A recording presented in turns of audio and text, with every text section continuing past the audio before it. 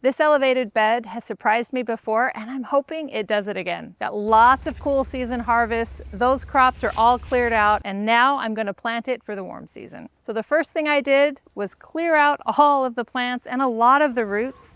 Because this is a limited space, I wanna make sure that those plants have enough soil in here. So I'm going to rebury these oyas, doing a lot of the same things I did before because it worked last time. So I'm hoping it does again. So we've got 3 oyas in here. Make sure that they get nice and buried. These are medium-sized oyas. This is the 2x6 elevated garden bed. And I was really surprised how well it grew, even last summer. So I'm excited to get some warm season crops harvested and planted actually, and then hopefully we'll get a nice harvest. So there's still some roots in here and that's fine. But these oyas made a big difference. When I took out the celery that was in these beds, the roots were completely wrapped around the oyas. They knew exactly where to go for that water, so that was a good choice. So this is the same soil I used before. I did take out a lot of this top. The level's gone down because there were a lot of roots attached to the celery and the chard and all of the things that were growing. So the soil level has gone down and I'm gonna fill it back up. So the first thing I'm gonna do is add some more raised bed mix. So this is from Arizona Worm Farm and it's great for containers, great for raised beds. So I'm filling it back up. If it were my garden beds, I might just add compost, but because I definitely want all of that moisture holding capacity from the perlite and the coconut coir throughout my whole bed, I am adding additional raised bed mix. Looks like I can use another bag here too. I love this soil. So it's got compost and worm castings mixed in with it, which is great. All right, so we've got that spread out. Okay, the next thing I want to do is I have a bucket of worm castings that I harvested from one of my in-ground vermicomposting bins. So I'm gonna add that whole bucket to this bed. It's really hard to get really good soil in containers and things like this.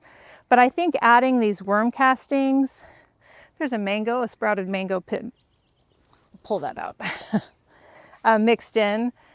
But this is gonna add a lot of good microbiology to this soil and hopefully help it out even more. Another sprouted mango, there we go. There's probably a few worms in here and that's fine. I wouldn't do a worm bin in here because there's no place for the worms to go, but a few worms in here, not a bad thing. All right, lots of mangoes. So this kind of has some thicker pieces also on it. I just kind of got all of the good things out of a bin. So I think this is gonna add a lot. Last time I added some wool pellets, so I'm doing it again. They can help with moisture retention. Also, they're a slow release source of nitrogen. So I'm gonna mix in some wool pellets. And I'm also adding a little bit of a balanced organic fertilizer, just some granular here, just gonna mix some of this in. Again, containers don't have the chance to build up the really good soil like they can in a raised bed. So I am giving it a little bit of a boost with some of that fertilizer.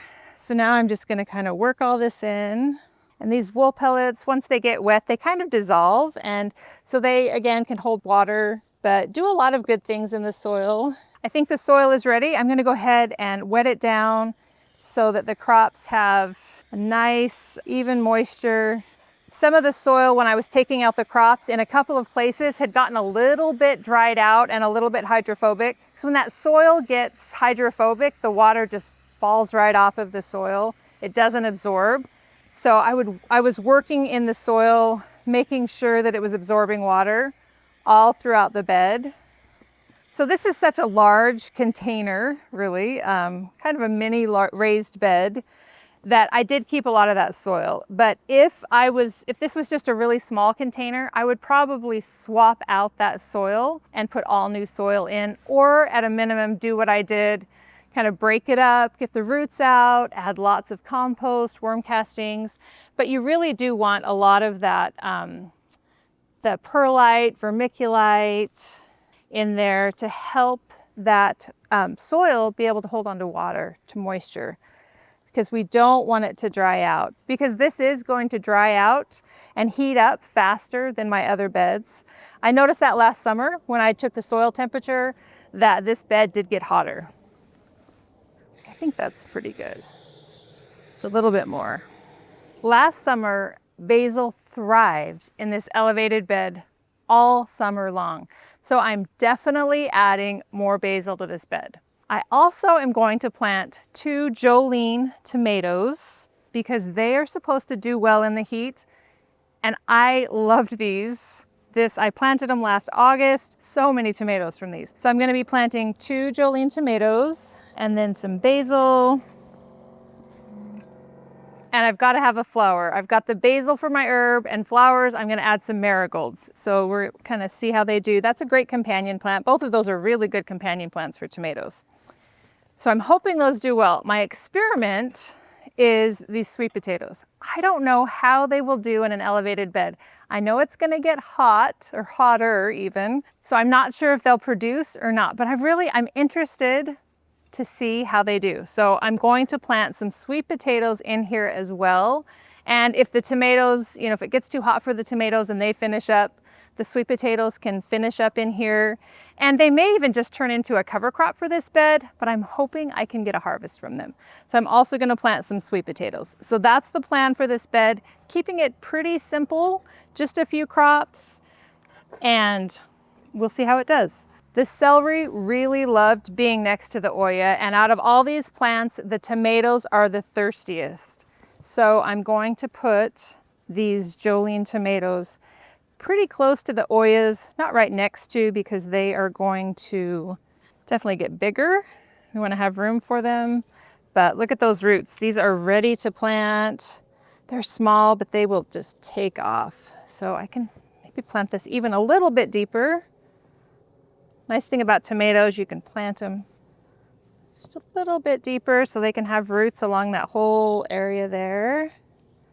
All right, let's get the other Jolene planted over here. You can already see those wood pellets. You can already see the wool pellets starting to disintegrate there and kind of break down. I was looking at the box and it said they can even be used as a snail deterrent, which luckily that's one pest I don't have. But if I did, that would be a really easy way to kind of help manage that.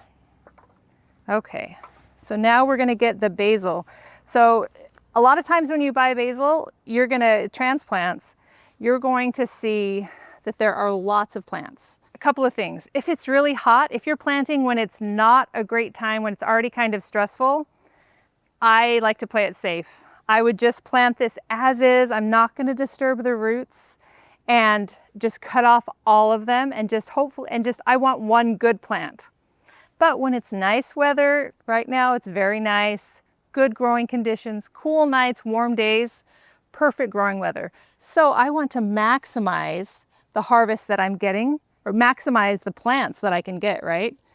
Plants are expensive, transplants are expensive. So I'm actually going to try and I might just pinch that one off because I like this nice big root on that one. I don't know, they're pretty close in there. Okay, I think I'm just gonna try and get 2 out of this one. So I'll pinch off these other 2 or 3 and leave that root ball intact because I for sure wanna get 2 nice plants. We'll play around with the spacing here and see what I do.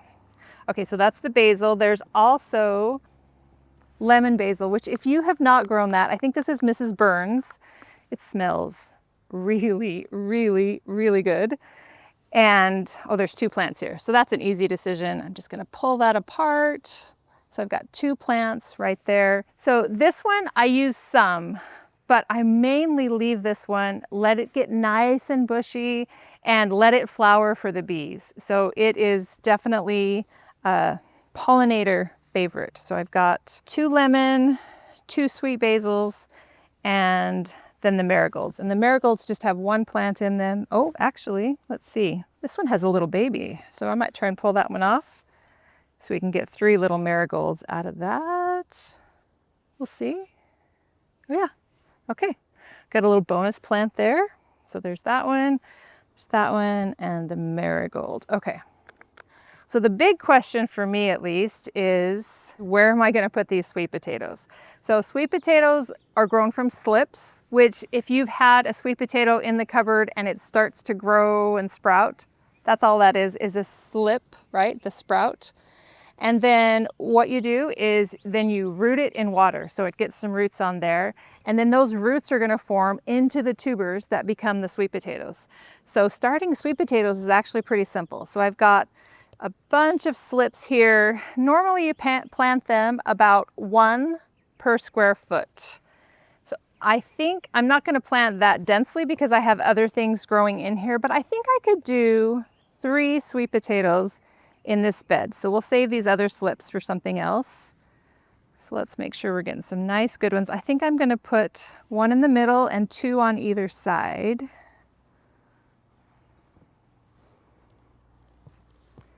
And let them kind of grow. And again, we'll see. If I get a harvest, that's awesome. If I don't, sweet potatoes are an amazing cover crop, and they will protect the soil. They'll keep that soil food web going through the summer, keep the soil alive. So if you have empty spots, sweet potatoes are a great thing, but it can take a while for them to get a harvest. So if you don't want to wait until November, sometimes we're just growing them as a cover crop and then taking them out without getting a harvest, but that soil is alive. So definitely want to keep our soil alive through summer. All right, there's that baby marigold. Don't want to lose that. Okay, so I'm going to get this sweet potato planted and dig down. And so you're exposing, you just want to leave, I might take off these couple bottom leaves. You'll plant it pretty deeply. Gonna get it planted in there, all the way down there. So we'll see. Hopefully the sweet potatoes and the tomatoes play nice. I haven't ever used that combination before, so we'll have to see on that. A little more room over here for this one. Gonna get this one planted. Okay, and then this sweet potato here on this side. So bury it down just to where those leaves start. Okay, hands are all dirty. I love it. Digging and playing in the soil. Okay, so I've got my main players in, and now I'm gonna figure out, okay, where am I gonna put my basils? I think I'll alternate. So this is the sweet basil over here, sweet, and then, oh, there it is. There's the other lemon. Okay, so I think I'll put these there, and then we'll do the marigolds kind of on the ends. So let's get that. Actually, I'm realizing I've got to get these tomato cages in place because I want to see, I used the Garden in Minutes tomato cages for these Jolene tomatoes, and they were perfect. They grew up perfectly. When they got to the top, that's kind of when these are determinate tomatoes. So they stop growing at a certain point. When they got to the top of the cage, that's when they stopped. So I'm definitely using those cages again. So before I plant all of these, I'm gonna get those cages in place and then work around there. So now if it was really hot, I would not leave these roots exposed. I probably should be a little more careful with that on those plants. But we're still really nice temperatures right now, this morning at least. So these cages are great because they work within the garden grids, which is what I use to water my raised beds, but I think they'll work really well in there. Look, they can go all the way in. That's perfect. Okay, love it. So they come in 2 pieces. The skinnier part on the bottom, I'm just gonna put that in there with the tomato. So that's hitting the oyas, so I gotta come over this way a little bit. All right, so we'll see. Might rethink this sweet potato there, we'll see. Okay, so this is on there, and then tops, which I think I'm gonna wait to put the tops on until they get a little larger, just because I don't need to put it on yet. But I'll show you what that looks like. So these little tubes, they'll just fit right in there, and so these will be nice and tall. So that is how tall these Jolene tomatoes got, and they were covered with fruit. So I'm really hoping they do that again. So when these get a little bit taller, I'm gonna put these tops right on there to help keep them growing. But for now, I think they just get in the way. Okay, now I know where the cages will be. I can start planting everything. So let's get this basil here. I think I like that just right here in the middle, like that. Maybe that other basil right here. I think that will be nice. They can be thirsty too, so there we go. I've got that going. And my lemon basil, I think I'll just kind of put over here next to the oya again on this side. So tomatoes you can plant deeply. The other plants you want to just make sure you're planting them at the same level as they were in the nursery pot. Don't want to bury them too deeply. I think I lost the other basil. Hopefully I'll find it. Okay, so what about the marigolds? So we've got 2 or 3 marigolds. One right here. So with basil and marigolds, those are 2 plants that I definitely like to pinch. If I just let this grow, it would just grow up and produce a flower. But instead, I want a nice bushy plant. So when this gets a little bit larger, I'm gonna come in and pinch it, and that is going to tell the plant, you need to branch out and grow. And I will keep doing that so that I can continue to have a nice bushy plant. And these plants should get, pretty large.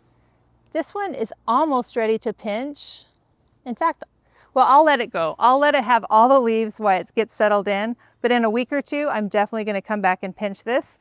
Marigolds, same thing. You can let it go and it will have 1 flower a little bit earlier, but you can also pinch above where you see that growth and you will get a nice bushy plant. All right, now the fun part, I get to put some of these tags in. So this is African marigold. There's a few different kinds of marigolds. I found the other one. That's good. Okay, so there's the other lemon basil. Where should I put it? We'll see. This is an experiment. So we'll put this right up here and see. Okay, sweet potatoes. So let's look at what I've planted. I've got 3 sweet potatoes, got 2 sweet basils, 2 lemon basils, and a couple of marigolds, and the 2 Jolene tomatoes. Because this bed did so well last time, I'm almost a little bit superstitious. So I'm doing everything that I did last time to hopefully have things go as well. So last time, after I planted, I fed the transplants with some Nutrient Plus, which is a biostimulant. You can see the black soldier fly larva kind of floating at the top. It doesn't smell amazing, but it works. Really helps plants that are stressed or new transplants. So I've got some water in there, but I think I'll fill it up. A little bit more.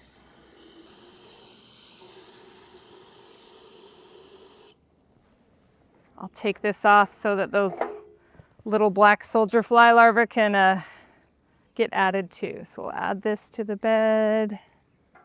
Kind of watering them in with this.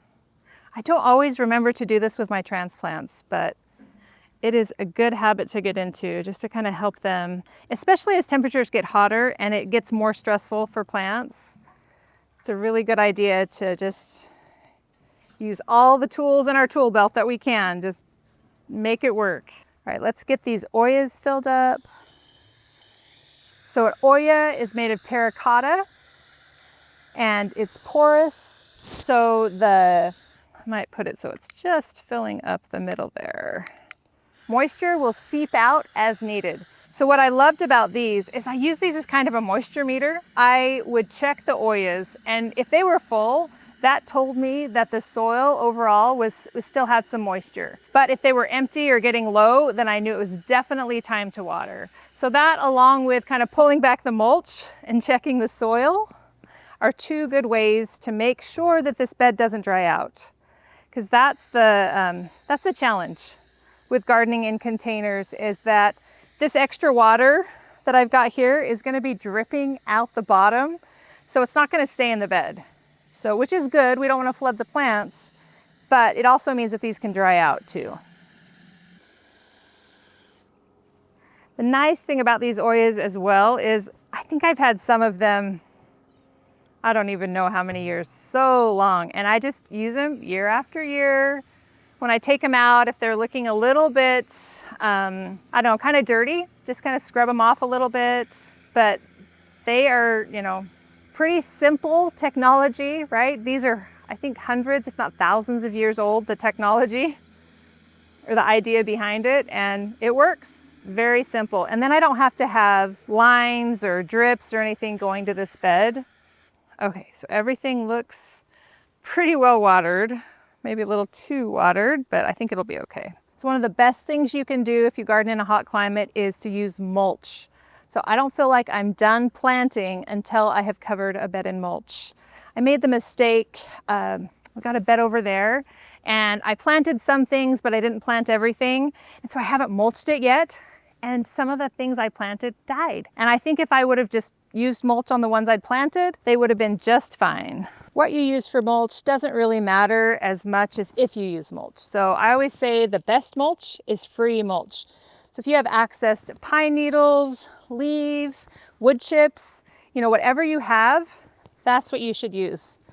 And in the winter, I use, you know, 1 or 2 inches.